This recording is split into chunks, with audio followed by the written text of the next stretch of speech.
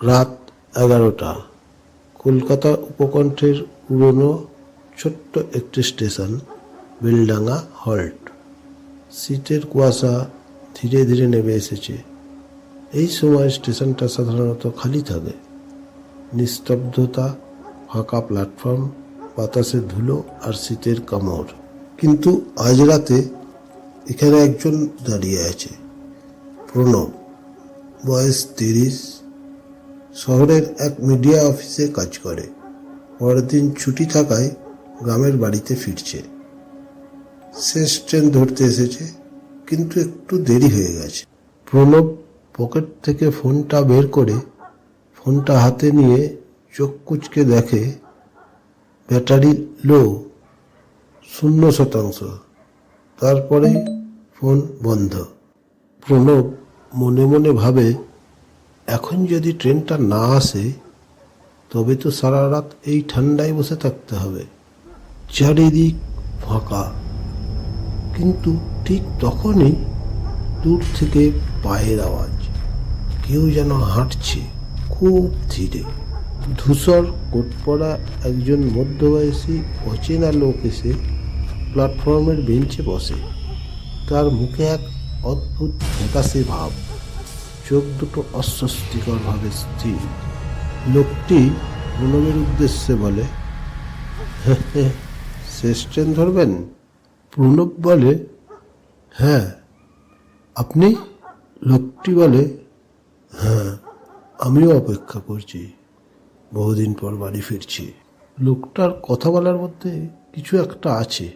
কথা শেষ হওয়ার পরেও মনে হয় সে যেন কিছু বলতে চাইছে, কিন্তু বলছে না।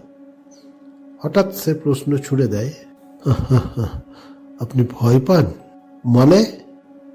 এ স্টেশনে রাতে নানান ঘটনা ঘটে। লোকজন বলে এখানে কেউ ঘুরে বেড়ায়। প্রণব ভাবে লোকটা হয়তো পাগল বা মাতাল, আর কথা না বাড়িয়ে চুপ করে যায়। হঠাৎ বাতাস এসে প্রণবের পায়ের কাছে একটি কাগজ উড়িয়ে এনে ফেলে। সে কাগজটা তুলে নেয়। কাগজে মোটা অক্ষরে লেখা, ট্রেন এলে উঠো না, বাঁচতে চাইলে চলে যাও। প্রণব বলে, এটা কি আপনার? লোকটা শুধু মুচকি হেসে বলে, এখানে অনেকেই ভুল সময়ে ভুল ট্রেনে ওঠে। আপনি কি আমায় ভয় দেখাচ্ছেন? লোকটি উত্তর না দিয়ে উঠে দাঁড়ায়।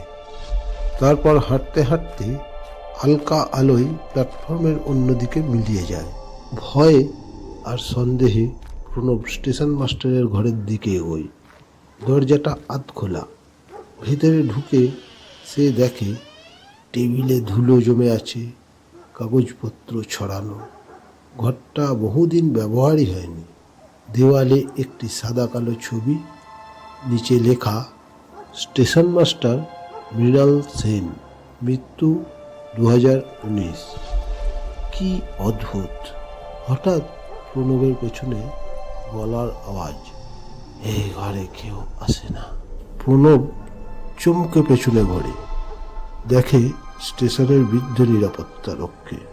রক্ষী বলে, বাবু, আপনি কার সঙ্গে কথা বলছিলেন প্ল্যাটফর্মে? একজন কোট পরা লোক। রক্ষীর মুখ ফ্যাকাশে হয়ে যায়। ওই লোক, সেই ধূসর কোটওয়ালা? বাবু, সে তো অনেক আগেই মারা গেছে। রক্ষী ধীরে ধীরে সব বলতে শুরু করে। 5 বছর আগে শেষ ট্রেনে একজন লোক মারা যায় এখানে। কেউ বলে দুর্ঘটনা, কেউ বলে খুন, আবার কেউ বলে ষড়যন্ত্র। তারপর থেকে রাত হলে সে আসে, যেন কাউকে ট্রেনে উঠতে না দেয়। কারণ সে যেমন করে মরে গেছিল, তেমন আর কেউ যেন না মরে। ঠিক তখনই, এটা কোনো ট্রেন না বাবু, এটা আসে শুধু ওর জন্য। চারিদিক নিস্তব্ধতা ছড়িয়ে পড়ে। স্টেশনের আলো কমে আসে, টিমটিম করে। ঘন কুয়াশা ভেদ করে একটি ট্রেন ঢোকে প্ল্যাটফর্মে। কোনো আলো নেই, কোনো শব্দ নেই। জানালার কাঁচ ভাঙা, বগিগুলো অদ্ভুতভাবে ফাঁকা, নিঃশ্বাস। প্রণব তাকিয়ে দেখে ধূসর কোট পরা লোকটি দাঁড়িয়ে আছে। চলুন, ট্রেন এসে গেছে। সে হাত বাড়িয়ে দেয়। হাতের চামড়া যেন শুকনো, পোড়া দাগ দেখা যায়।